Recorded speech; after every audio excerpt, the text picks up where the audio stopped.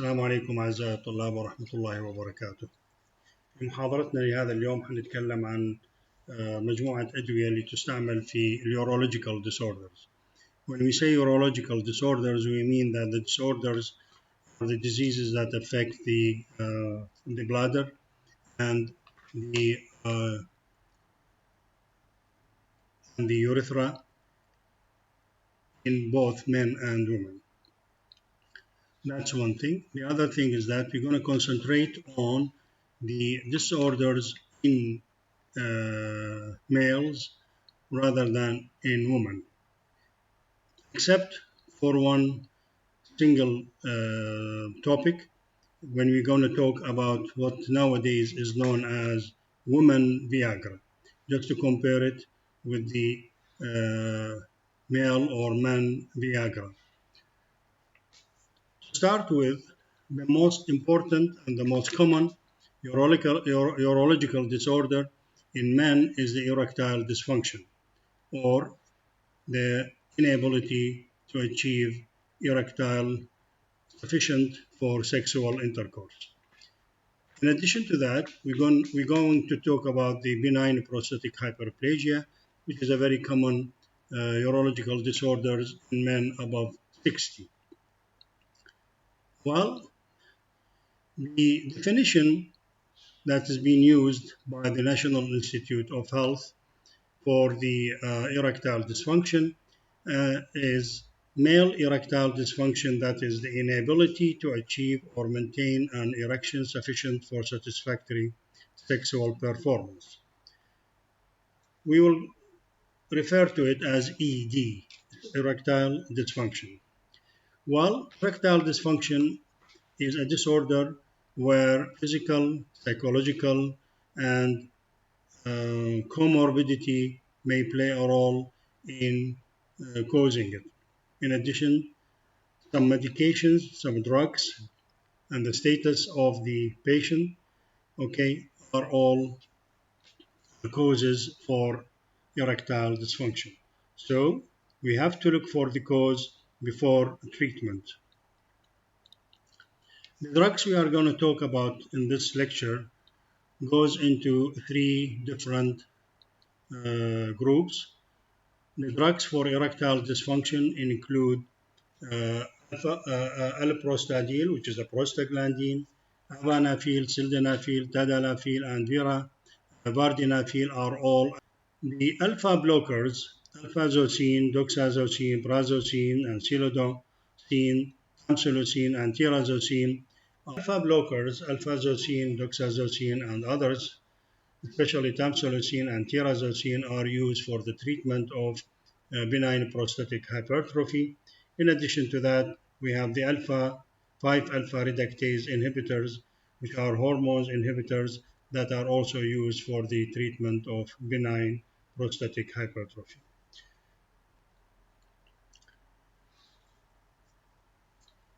The erectile dysfunction is a disorder which is also associated with terms we have to know about, that is the health or health equality. It is not a disease as such, but it affects the health equality. If we look into the definition of health by the World Health Organization, it is a state of complete physical, mental, and social well-being, and not merely the absence of disease or infirmity. So, why erectile dysfunction? Erectile dysfunction affects the quality of life. 50% of men older than 40 years show some substantial, let us say, effect on their quality of life through their sexual performance. This problem is a complex problem which involves multiple pathways. The penile erection in men are produced by an integration of physiologic process involving the central nervous system, peripheral nervous system, hormonal, and vascular system. Any abnormality in any of these systems may result in erectile dysfunction. A common and important cause of erectile dysfunction is vasculogenic, which is related to the ability of the penis to maintain erection through the vasodilation and the accumulation of blood within the cavernous tissue. Many men with ED have comorbidity conditions: hyperlipidemia, hypercholesterolemia, tobacco abuse, diabetes mellitus, or coronary artery disease. So we have to consider these comorbidities whenever we try to manage their erectile dysfunction. Drugs used to treat ED include local penile implants, intrapenile injection of alprostadil, intraurethral suppositories of alprostadil. Again, we have to remember that alprostadil is a prostaglandin drug. Or we use oral phosphodiesterase 5 inhibitors like Viagra. Nowadays, the the oral phosphodiesterase 5 inhibitors are the safest and the most commonly used drug for the treatment of erectile dysfunction. Well, we have until now we have four different drugs: sildenafil, which is the Viagra, vardenafil, tadalafil, and avanafil. All these are commonly used. The only difference between each one of them is in the onset of action and in the duration. But the net result or the final effect of these four drugs is the same. Why phosphodiesterase 5 inhibitors?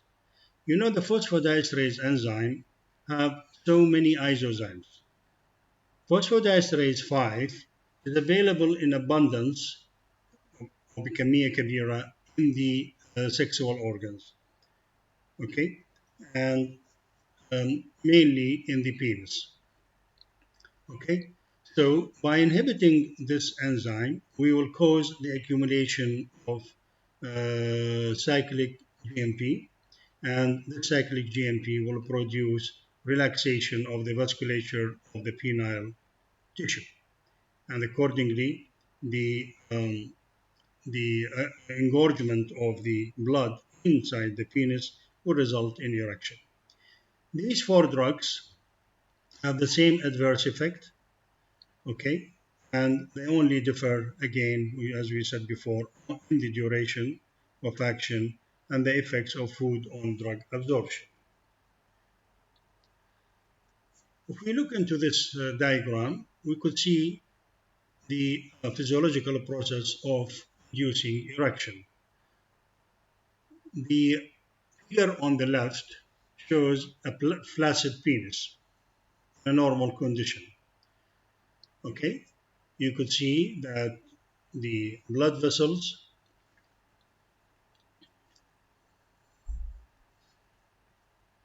okay, of the penis, the vein, the sinusoid, the urethra are all relaxed. When there is sexual stimulation, this will result in the increase in the production of nitric oxide. Nitric oxide is known as endothelial relaxing agent of blood vessels. This will result in an increase in the activity of guanylyl cyclase, will result in more or an increase in the production of cyclic GMP, cyclic guanyl monophosphate. This will result in more relaxation of the smooth muscles of the corpus cavernosum. This will result also, accordingly, to an increase in the blood flow into the tissues of the penis. This will result in erection. So you could see the picture on the right that the cavernosum have been engorged with blood, and there is a closure of the circumflex vein that result in slow drainage of blood from the penis. That's why the penis will be erected and hard. Here is the explanation of what we have seen on the photograph. So nitric oxide is the beginning. This nitric oxide will result in activation of a guanyl cyclase enzyme, resulting in more cyclic GMP, and the rest of the steps will happen as been shown on the picture. Well, just for history هتكلم بالعربي الآن. الفياجرا أو السلدنافيل لما كان الشغل عليه الريسيرش جاري كان هو ده يختبر كدرج لعلاج الهايبرتنشن، لكن لاحظوا كسايد افكت it causes erectile erection in the penis. It is a good antihypertensive drug. It causes hypotension, and this is one of the side effects of sildenafil or Viagra in this respect.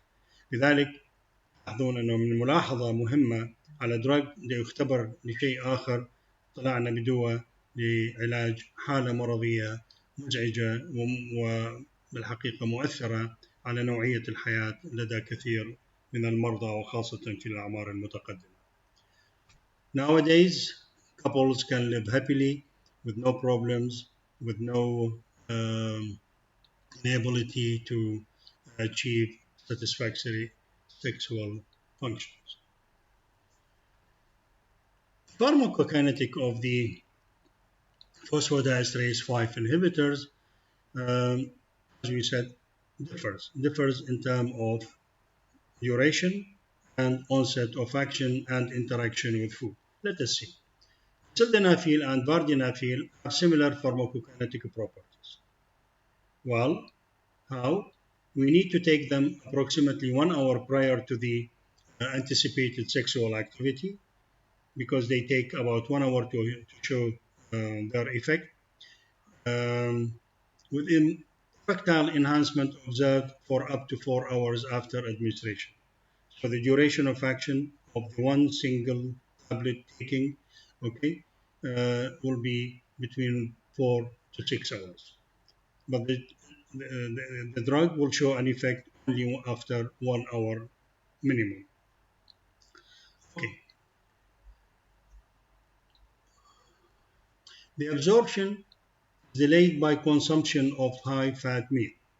So any person who intended to use this drug should avoid fatty meal during the administration of the drug. Nowadays, just to minimize the onset of action from 1 hour to less than 1 hour, orally disintegrating tablet have been designed, or formulation has been designed, which is not affected by high-fat meal, and also it shows shorter duration of action. Okay, the ODT, the orally disintegrating tablet, may be used under the tongue, and we have to avoid drinking water during the period the tablet is under the tongue. Okay, and in this case we can achieve high bioavailability or good bioavailability of the drug, and with a shortened onset of action. Tadalafil has a slower onset of action than sildenafil and vardenafil, but significantly longer half-life of approximately 18 hours. So here the profile of the drug is totally different from sildenafil. It needs about 3 hours, 2 to 3 hours to show action, but once the action is seen, it may last for about 18 hours. Usually it is used once daily dosing. The result is enhanced erectile function for up to 36 hours. Okay. Absorption of tadalafil is not clinically influenced by food, so no problem with food intake. Okay, here the person should be careful about the time needed to show the action, and also for the prolonged effect of the drug. Maybe the long effect will be disturbing for some people, and they not let us say like it, but in some cases people may like it, especially if they are overactive sexually. All the PDF inhibitors are metabolized by the cytochrome P450 3A4 isozyme, and the dosage adjustment are recommended in patients with hepatic dysfunction. If we compare between the four drugs here in regard to the duration and onset, so the time for peak concentration with avanafil is 30 to 45 minutes, with sildenafil or Viagra 60 minutes, vardenafil 60 minutes, but tadalafil is 120 minutes. The half-life you could see 5 hours for avanafil, sildenafil 3 to 4 hours, and vardenafil 4 to 5 hours, while the tadalafil about 18 hours. The food interaction, you can see the food interaction only with sildenafil and vardenafil, and no drug food interaction with avanafil and tadalafil. What are the main adverse effects of um, these drugs?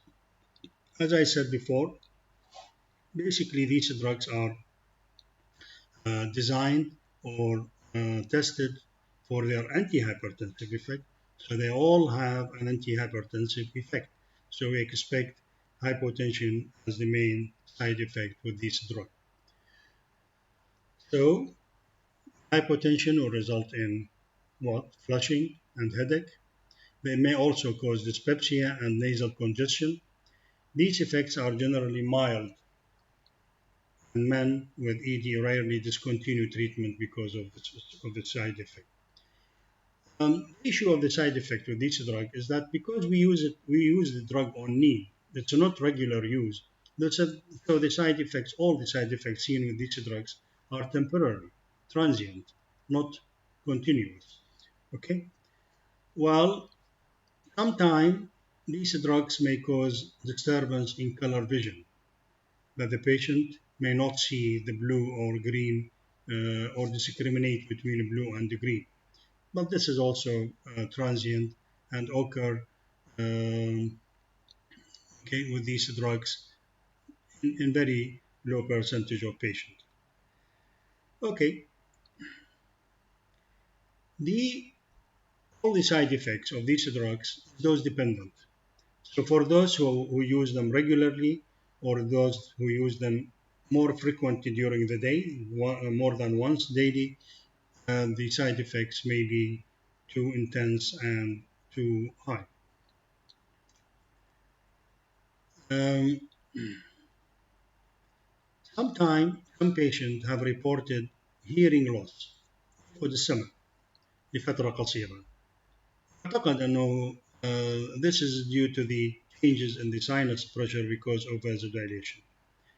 But this is also transient, not long-lasting side effect. Okay, some of them may be associated with back pain and myalgia, pain in the muscle, in the skeletal muscle, because mainly due to the inhibition of the PDE or phosphodiesterase enzyme isozyme 11. Okay, this enzyme found in the skeletal muscle. As we said before, the phosphodiesterase enzymes, we have about 12 isozymes distributed in the body. In the skeletal muscle, we have the PDE11, and this may be, in some patients, be inhibited with these drugs and result in skeletal muscle pain. Okay, patients who have a history of cardiovascular disease should use these drugs cautiously and especially in old age. Old age and cardiovascular diseases are two factors that really contraindicate the use of these drugs. The PDF inhibitor should not be used more than once per day. Okay, we have with these drugs a problem which is so frequently happening these days, is that these drugs may cause a condition which we call it priapism. Priapism is continuous erection for a long time. When we say for a long time, it means that erection which may last 4 hours or more. This is a very painful condition and may need to treat the patient with surgical drainage of the blood from the cavernous tissue. It's a very painful side effect.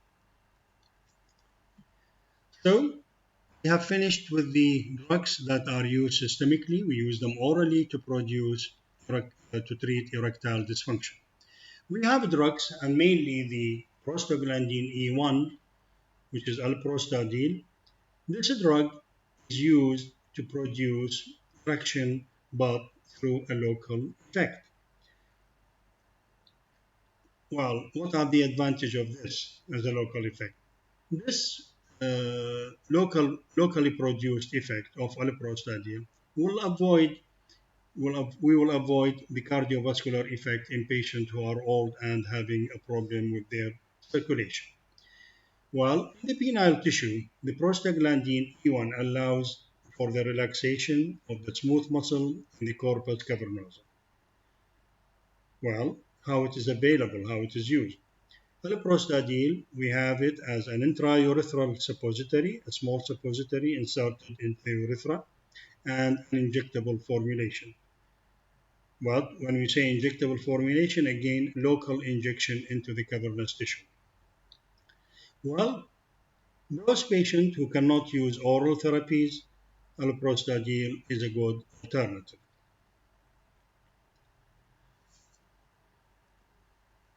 The mechanism of action, how alprostadil is acting. Well, it causes smooth muscle relaxation by an unknown mechanism. We don't know exactly how it works. It is believed that alprostadil increases the concentration of the cyclic AMP within the cavernosal tissue. And cyclic AMP is also smooth muscle relaxing material or substance. As a result, the protein kinase is activated, allowing the trabecular smooth muscle relaxation and dilation of the cavernosal arteries. All these will result in erectile in erection. Well, what about the pharmacokinetic? Systemic absorption of alprostadil is very low, and metabolism of alprostadil is very quick. The onset of action of alprostadil takes about 5 to 10 minutes when giving as a urethral suppository, and 2 to 25 minutes if it is given by injection. The resulting erection may last for 30 to 60 minutes or longer, depending upon the particular patient. So here we have a local action, very short duration of, well, reasonably short duration of action, and also a rapid onset of action. To talk about erectile dysfunction, there are many other mechanical procedures that may be used to produce erection in men. We are not concerned with these procedures because we are talking only about the drugs. Now we shift to the benign prostatic hyperplasia, which is a condition in which the prostate gland becomes enlarged.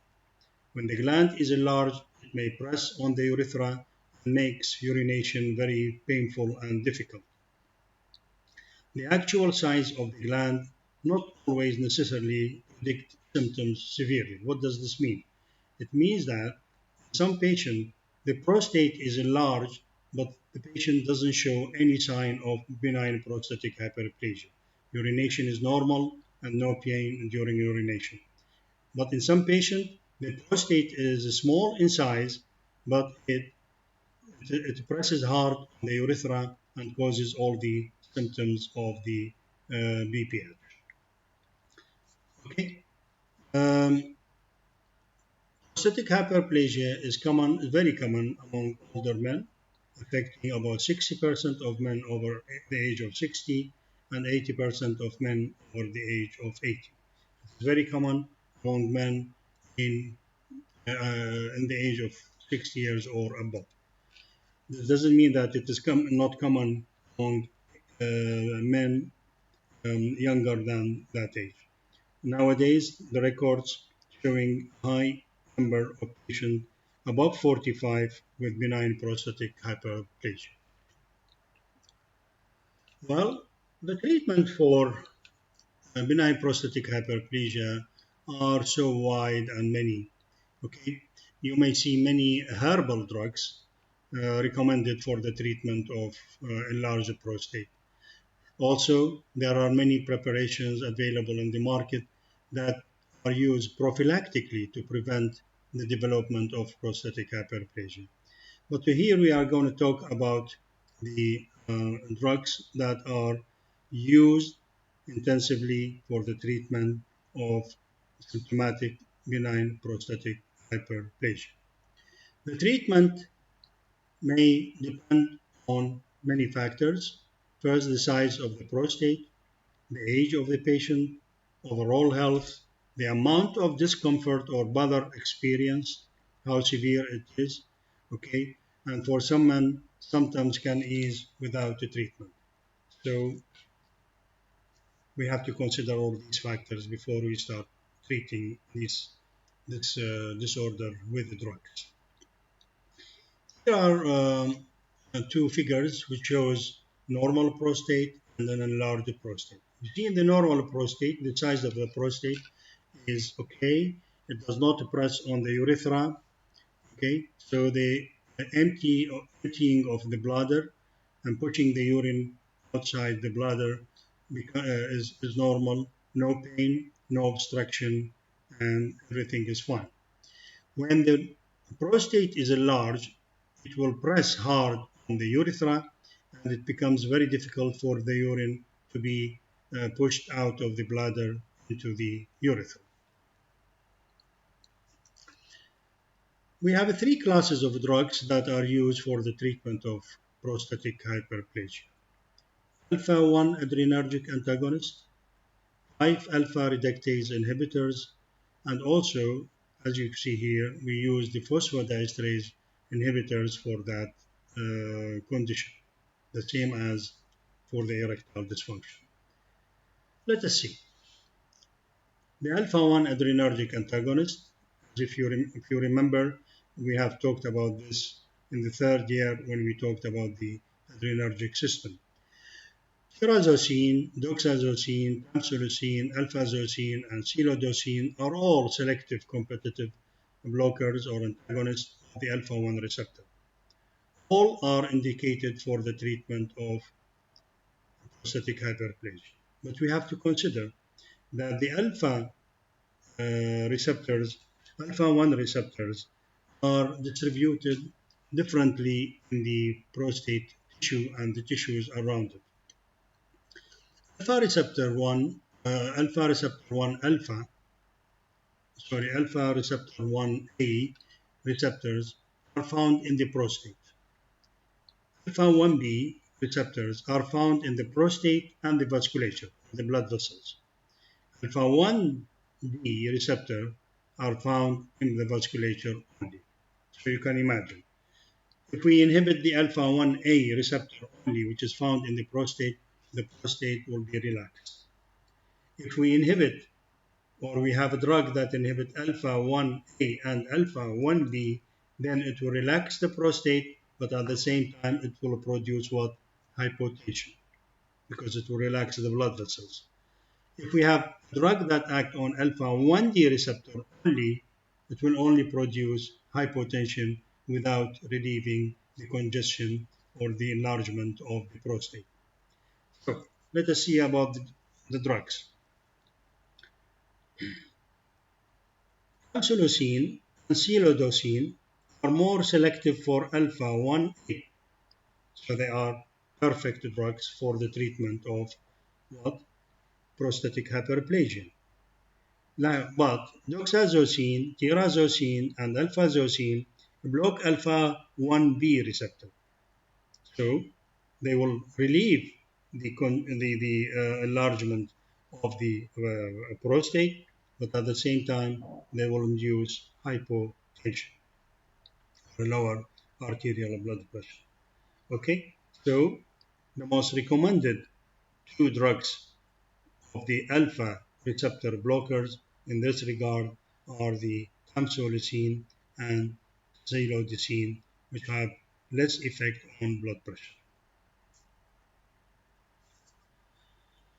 Well, alpha blockers cause minimal changes in the cardiac output, renal blood flow, and glomerular filtration, so they do not affect the renal filtration activity at all. The alpha blockers are all well absorbed orally. When taken with food, the absorption of tamsulosin and alpha-zocine and psilodocin is increased. So you better take them immediately after food or within food. Better efficacy when taken with meals, okay, especially at night. Usually these drugs are given or taken at night.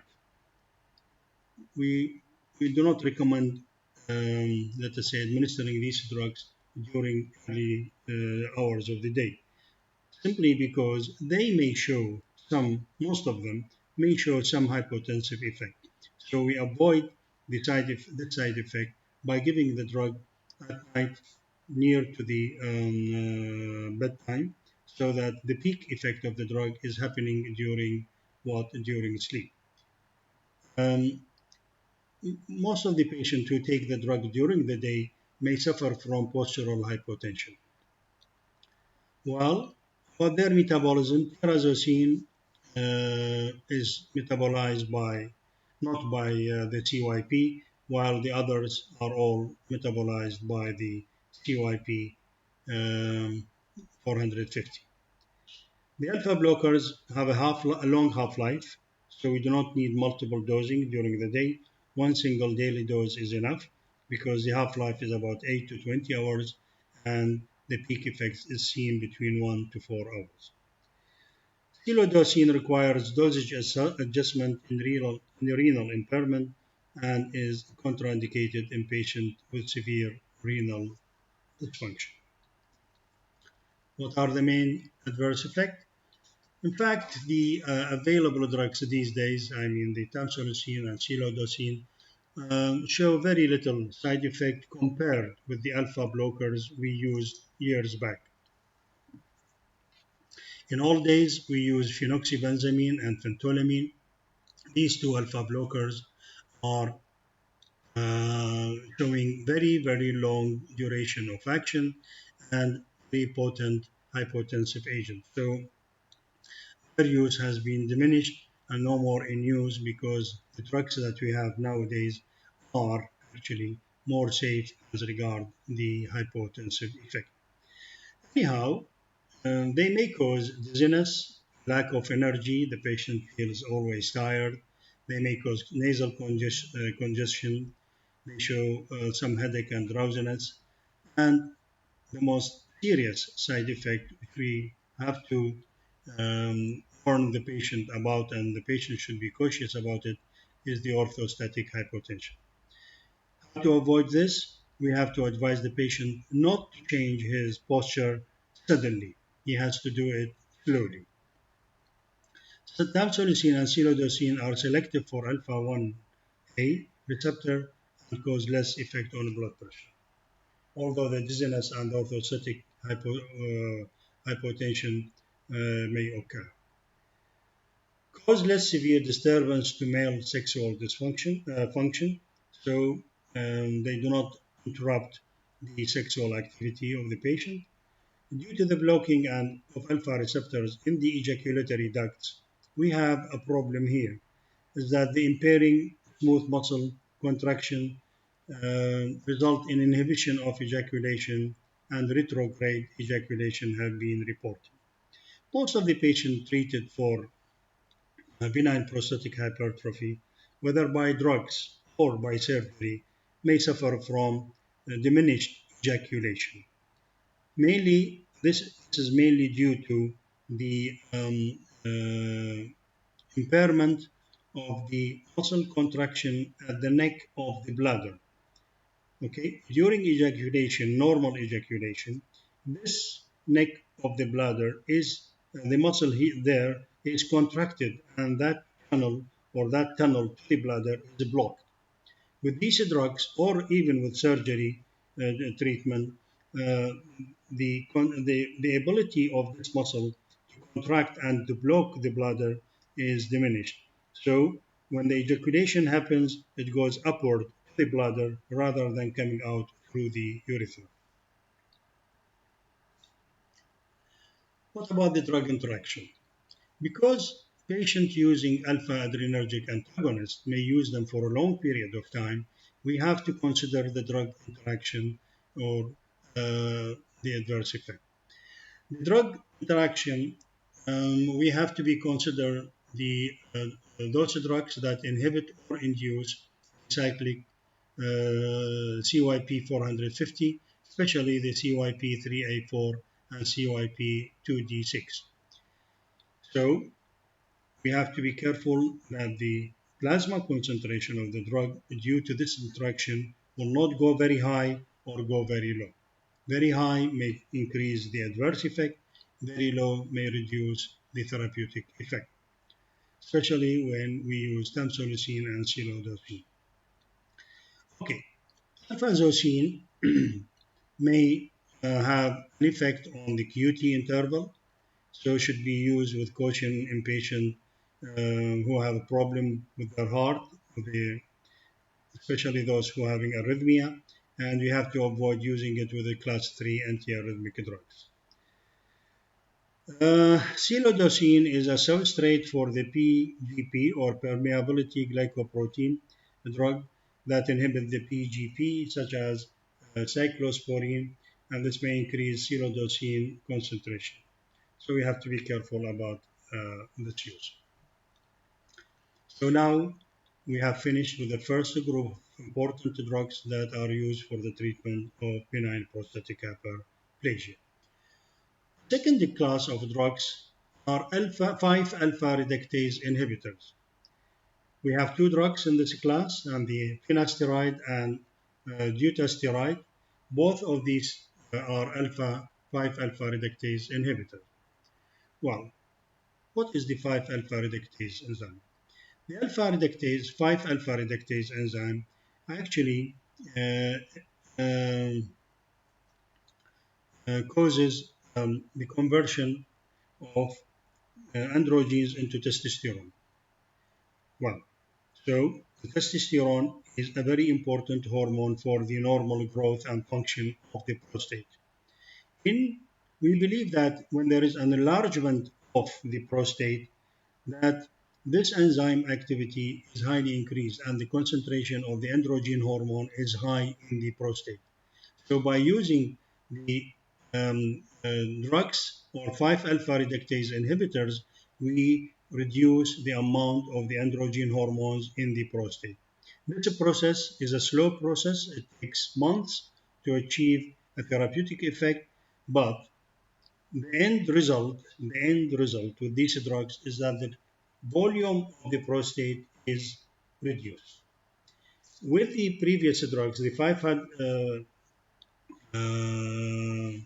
the first class of drugs that we have used, okay, the alpha adrenergic antagonist, the size of the prostate is not reduced, but the vascularity of the prostate is increased. يعني becomes تصبح البروستات ألين أقل صلابة وهي الألفا blockers.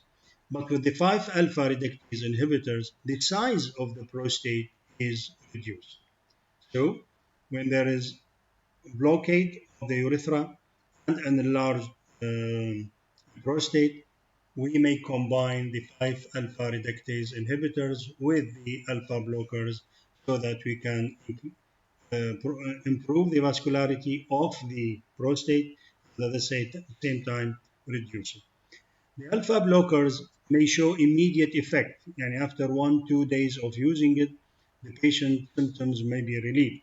But with the 5-alpha reductase inhibitors, it takes about 6 months or more to show an important or significant reduction in the size of the prostate. So, okay, So the conversion of testosterone to the more active dihydrotestosterone, is done by the 5-alpha reductase enzyme. So by inhibiting this process, we reduce the availability of this active androgen hormone. Okay, if we use 5-alpha reductase inhibitors, any of them, finasteride or dutasteride, both will result in a significant reduction of the size of the prostate.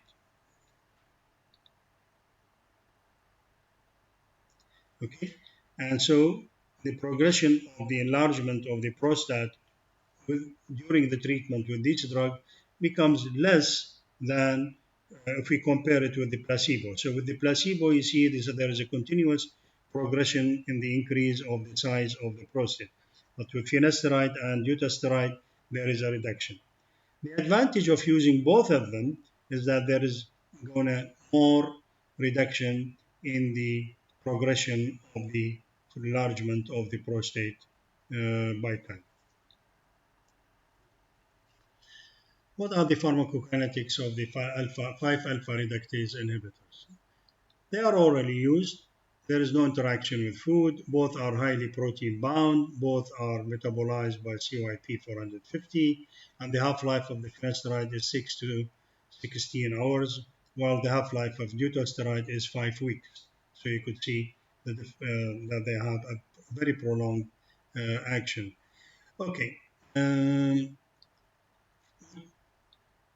We need about 6 months of therapy to achieve a good effect.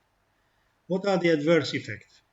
You know, these enzyme inhibitors, 5-alpha reductase enzyme inhibitors, will interfere with the testosterone. So we expect that there is going to be sexual side effect in men with these drugs. So the reduction in the level of testosterone in the body will result in the decrease of ejaculation, decrease in libido يعني الرغبة الجنسية، ممكن يسوي لنا erectile dysfunction، ممكن يسوي لنا gynecomastia معناتها تضخم ثدي عند الرجل اللي ناتج من انخفاض في كمية التستوستيرون. ممكن أيضا يسوي لنا أوليغوسبيرميا، أو بمعنى آخر تعداد السبيرمز في عند الرجل يصبح أقل من الطبيعي. Okay. Finasteride and dutasteride have teratogenic potential, so we have to be careful about them. May cause teratogenicity. ماذا تعني teratogenicity؟ معناتها ممكن أن يسبب تشوهات للجنين إذا ما المادة وصلت إلى الطفل من خلال مهبل المرأة. لذلك النساء الحوامل لرجال يستعملون هذه الأدوية، أو النساء في عمر الحمل أثناء علاج أزواجهم بهذه الأدوية يجب أن يمتنعون عن الجنس المباشر ويستعملون وسائل واقية حتى ما يكون احتمال وصول الدواء إلى الرحم من خلال المهبل أثناء العملية الجنسية. أوكي؟ إذا أردنا نقارن بين الألفا أدرينرجيك أنتاغونست وال5-alpha reductase inhibitors، نشوف إنه إحنا decrease in the prostate size ما يحصل ويا الألفا بلوكر، لكن يحصل ويا ال5-alpha reductase inhibitors. البيك onset 2 to 4 weeks، 6 to 12 months. decrease in PSA هو prostate specific antigen اللي هو فد انديكيتور مختبري احنا نستعمله حتى نشوف علاقة زيادة هذا الانتيجين إلى علاقة بحجم البروستات. فما يأثر لنا عليه الألفا أدرينرجيك أنتاغونست، لكن ال5-alpha reductase inhibitors يأثر لنا عليه. The sexual dysfunction is seen slightly with alpha blockers, but it is more with the hormone inhibitor. The hypotensive effect is more with the alpha blockers, but there is no hypotensive effect with the 5-alpha reductase inhibitor. commonly used drugs تعرفوا أنتم tamsulosin and alphazocin and finasteride and dutasteride. الفوسفودايستريز inhibitor بالحقيقة احنا هنا منو ممكن أن ينفعنا يعني يسوي لنا relaxation of the prostate tissue هو مو اللي يشتغل لفترة قصيرة وإنما اللي يشتغل لفترة طويلة. فلذلك tadalafil is the only drug which is used in a small dose, okay, in the treatment of prostatic hyperplasia. Nowadays, it has been administered in a small dose, smaller than the dose used for erectile dysfunction, and it may help relaxing the prostate tissue and helping to treat the symptoms of the prostatic hyperplasia.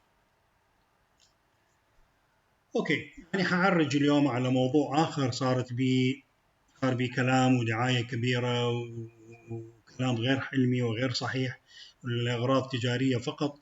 هو لما بدت الناس تتكلم عن الwomen Viagra. To start with, there is no such thing as women Viagra if we'd like to compare it with the men Viagra. Why? In women, there is a disorder which we call it hypoactive sexual desire disorder. This is the most common form of female sexual dysfunction. Okay? It is characterized by chronic, more than 6 months or more, lack of interest in sex that causing personal distress. إذن هو حالة خاصة عند النساء طويلة الأمد لا ترغب فيها المرأة بممارسة الجنس. Okay. Well, it is recognized for nearly half a century. يعني ما صار له أكثر من 50 سنة من نعرف هذا condition, and it is believed to be caused by an imbalance of neurochemicals in the brain. So the origin of the condition is in the brain. If you look into the two figures to the right, you could see that a woman without hypoactive sexual desire disorder, we refer to it as HSDD, during sexual activity, so many regions in the brain اللي هي بالوردي pink in color involved, so many regions in the brain. The women who have HSDD, you can see that very small areas in the brain are involved because of the lack of interest in sex. What do we have? We have a drug called flibanserin, which is the recommended drug for the treatment of HSDD. أحيانا يسموه هذا pink pill أو الحبة الوردية مقابل الحبة الزرقاء للرجال. الحبة الزرقاء هي الفياغرا والحبة الوردية للنساء. What is the mechanism of action of this drug? Flibanserin is a postsynaptic serotonin 1A receptor agonist, and it is also a 5-HT2A receptor antagonist, and it also may cause moderate antagonism to the activity of the 5-hydroxytryptamine 2B and 5-HT2C receptor and dopamine receptor. So you could see it's a combination of many mechanisms of action, because each mechanism of action may involve certain region in the brain. And as you have seen in the figure, for sex activation in females, we have more than one region in the brain to be involved. This drug, if we look into its main characteristics, absorption is well absorbed. Bioavailability is not very high. So the dose administered is not 100% absorbed, but 33% is absorbed. The peak plasma time is 0.7 hours, 0.75 hours. The food increases the extent of absorption and slows the rate of absorption. لاحظوا زيدنا الابزوربشن لكن يبطئ لنا اياه. بالنهايه النتيجه النهائيه حتى يصير good absorption takes longer time, but the bioavailability will be better. Is it bound to plasma protein? Yes, 98% is bound to albumin. Metabolism is by the CYP3A4 and to a lesser extent by another CYP2C19. Elimination half-life 11 hours. So what does this mean? Means that one single daily dose is enough. Secretion mainly in the feces because it is not absorbed, as we said before. Bioavailability is 33%. So any of the drug will be excreted by the intestine in the feces and 44 in the urine for those absorbed. Pharmacogenomic, okay, CYP2 C119 poor metabolizer had increased flibanserin exposure compared with extensive metabolizer. بمعنى آخر genetically الناس يختلفون أو يكونون نصين، نص هم poor metabolizer مال CYP2 C119 وناس extensive metabolizer. لذلك اللي عندهم extensive metabolizer حيسوي له metabolism أسرع من اللي عندهم poor metabolization. Syncope أو postural hypotension occur in a subject who was a CYP2 C19 poor metabolizer. ليش؟ لأن الدواء حيتجمع بجسمه أكثر وممكن يسوي لنا hypotension. The frequency of حصول أنه poor metabolizer بين البشر هو حوالي 2 إلى 5%. الباقين بالنسبة للبيض وهاي النسبة تكون أعلى بالنسبة للآسيويين. فإذا we have to be careful about using these drugs in the different races of people.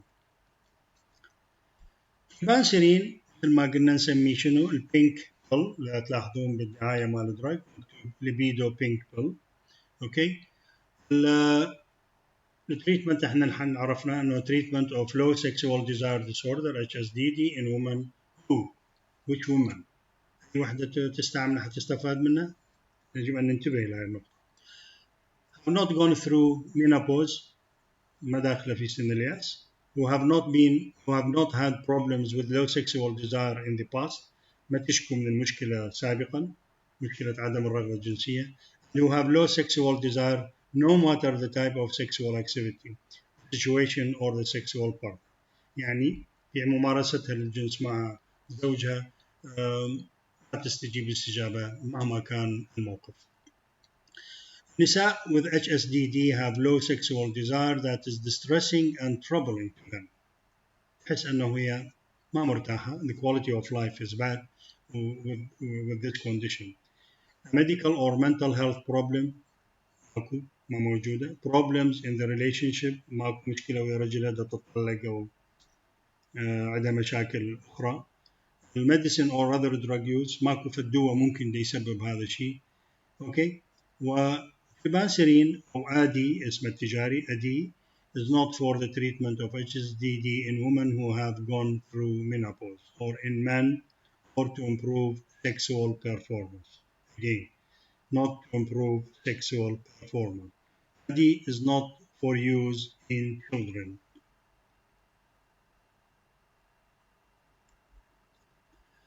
adverse effect هواية لكن أخطر وحدة فيما هم يخص العادي that if the woman is taking the drug and drinks alcohol, it may cause severe side effect, severe adverse effect.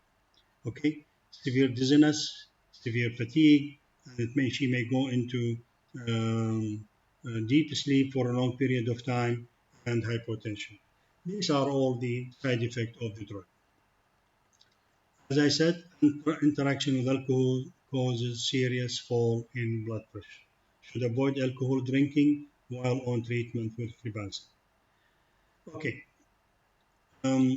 ايضا من يستعمل الادويه اللي تسوي لنا hypotension وهذا الدواء liver dysfunction is a contraindication to the use of flibanserin. اريد اركز على نقطه واحده. الكلام الخاطئ عن البينك بيل هو أنه ممكن نستعملها والمرأة تتحمس جنسيا immediately. This is wrong.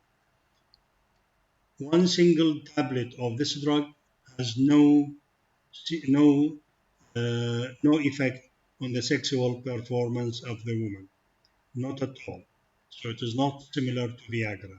To treat the HSDD condition, we have to use the drug daily, on daily basis, one tablet daily for months to show an effect.